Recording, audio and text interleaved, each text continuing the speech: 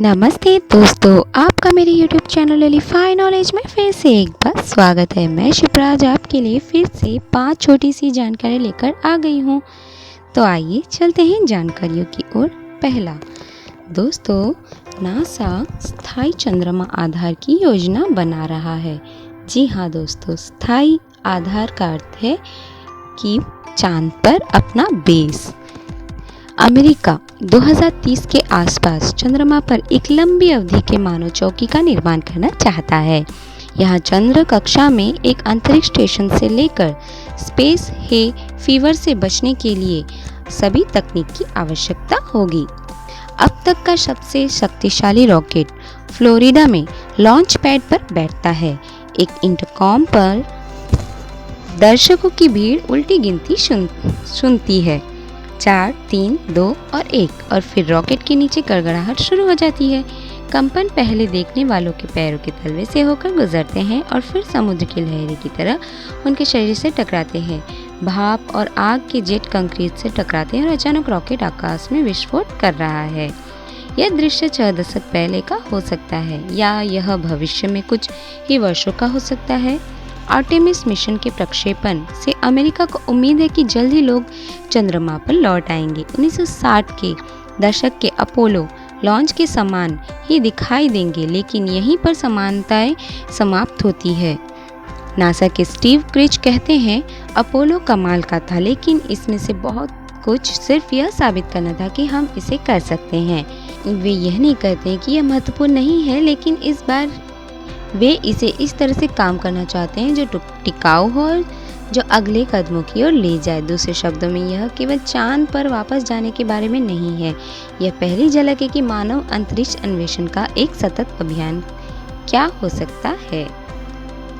दूसरा दोस्तों, चीन ने हाल ही में मंगल ग्रह पर जल प्रवाह का पता लगाया, विदेशी जीवन के लिए बड़े प्रभाव के साथ। जी हाँ दोस्तों, मंगल कभी इतना गीला था कि अपनी पूरी सतह को सैकड़ों हजारों फीट गहरे पानी के समुद्र से ढक सकता था, जिसमें अटलांटिक महासागर जितना पानी था। हालांकि मंगल ग्रह के इतिहास का सबसे पुराना हालिया युग, जिसे अमेजोनियन के रूप में जाना जाता है, लाल ग्रह के पिछले 3 अरब वर्ष को अक्सर ठंडा और सूखा माना जाता है। अब साइंस एडवांसेज जर्नल में बुधवार को प्रकाशित एक नए अध्ययन में मंगल ग्रह पर चीन के पहले रोवर को पिछले 700 मिलियन वर्षों के भीतर संभावित रूप से पानी के प्रमाण मिले हैं।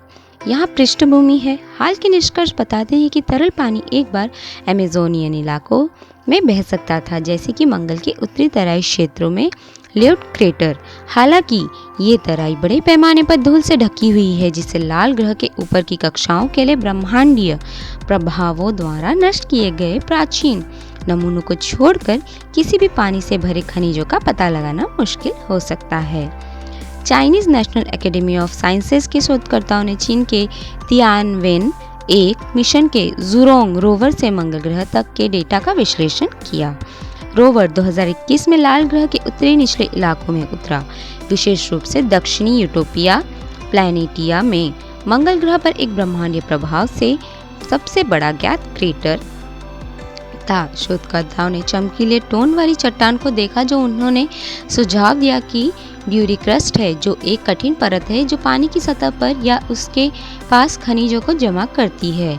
उन्होंने नोट किया कि यह ड्यूरी क्रस्ट पर्याप्त मात्रा में तरल पानी के कारण बनना हो सकता है, या तो बढ़ते भूजल या पिघलती भूमिगत बर्फ, शायद ज्वालामुखी गतिविधि या ब्रह्मांडीय प्रभाव के कारण बहती है। यह अन्य लैंडिंग साइटों पर देखे जाने वाले पतले कमजोर ड्यूरी क्रस्ट के विपरीत है, जो कि वायुमंडल से जल वाष्प के फैलने के कारण बन सकते हैं। प्लैनेट लैब्स में स्ट्रेटेजिक साइंस इनिशिएटिव्स के निदेशक ग्रह वैज्ञानिक तान्या हैरिसन ने इस शोध में भाग नहीं लिया। तरल पानी हाल ही में मंगल के इतिहास में पहले की तुलना में बहुत अधिक भूमिगत हो सकता है।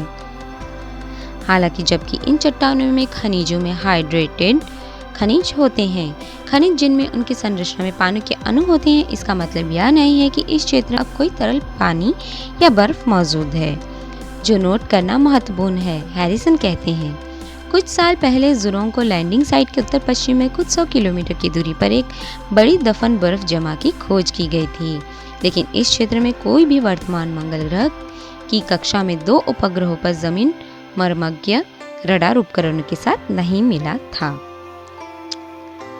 तीसरा, दोस्तों क्या आप जानते हैं चांद पर मिली पृथ्वी की सबसे पुरानी चट्टानें?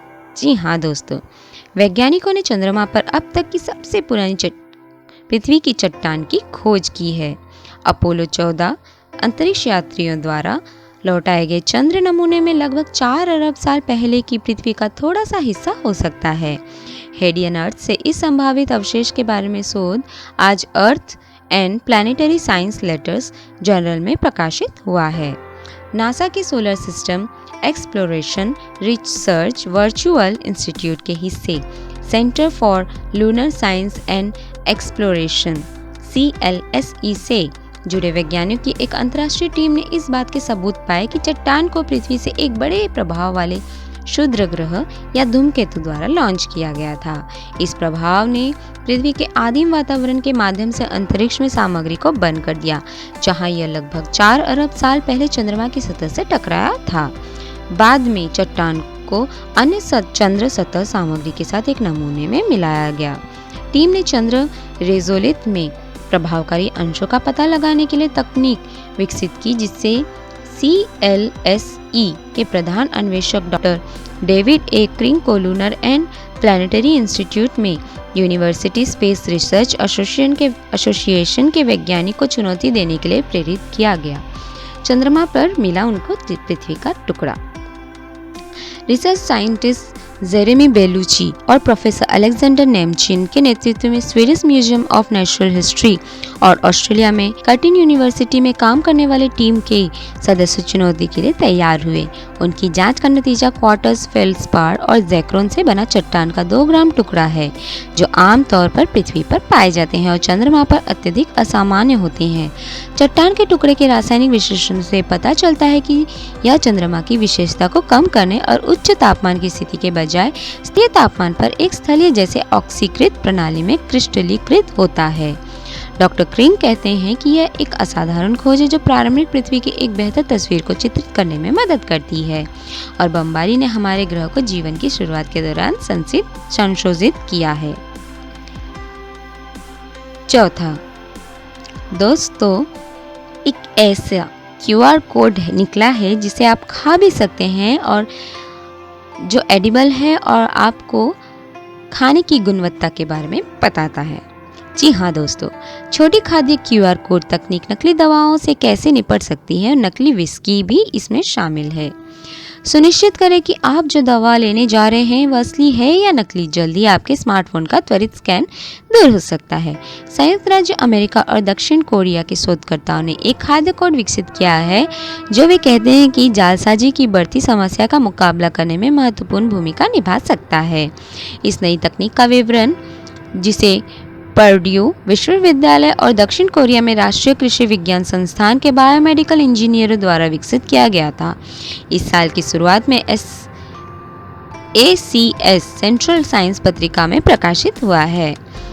अध्ययन के प्रमुख अन्वेषक डॉक्टर यंग किम ने यूरोन्यूज़ नेक्स्ट को बताया कि नकली और नकली दवा एक बहुत बड़ा मुद्दा है।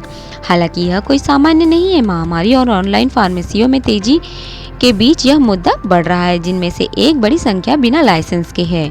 पर्ड्यू विश्वविद्यालय में बायोमेडिकल इंजीनियरिंग के प्रोफेसर किम कुछ वर्षों से नकली विरोध समाधान विकसित करने पर काम कर रहे हैं। यह नवीनतम फूड कोड तकनीक नकली दवा उत्पादों का मुकाबला करने के लिए उनके और उनकी टीम द्वारा किए गए पिछले काम पर आधारित है। उनका कोड, जो एक QR कोड के बराबर है, जिसमें एक फ्लोरोसेंट रेशम प्रोटीन द्वारा बनाया गया एक पैटर्न होता है, नग्न आंखों के लिए व्यावहारिक रूप से अदृश्य कोड को स्मार्टफोन से स्कैन किया जा सकता है, जो किसी विशेष दवा के बारे में जानकारी प्रदान करता है। इसे एक व्यक्तिगत गोली, टैबलेट या कैप्सूल से चिपकाया जा सकता है या छोटे रेशम टैग में बनाया जा सकता है और तरल दवा की एक बोतल में रखा जा सकता है, जिससे उपभोक्ता या अन्य उपयोगकर्ता किसी विशेष दवा की प्रामाणिकता को सत्यापित कर सकते हैं। वर्तमान प्रामाणिकता समाधान दवाओं को पैकेजिंग पर अधिक ध्यान केंद्रित करते हैं।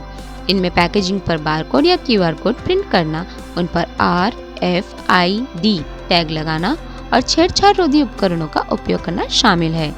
यह सब महत्वपूर्ण है, लेकिन किम और उनकी टीम ऑन डोज समाधानों पर ध्यान केंद्रित करना चाहती है।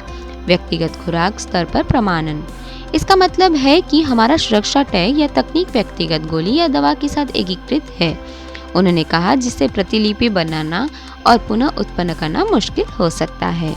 इन खाद्य कोटों को बनाने के लिए शोधकर्ताओं ने आनुवंशिक रूप से संशोधित रेशम कीट से रेशम प्रोटीन को संसाधित किया, जिससे ये प्रोटीन विभिन्न प्रकार के पैटर्न में जानकारी को एनकोड कर सकते हैं।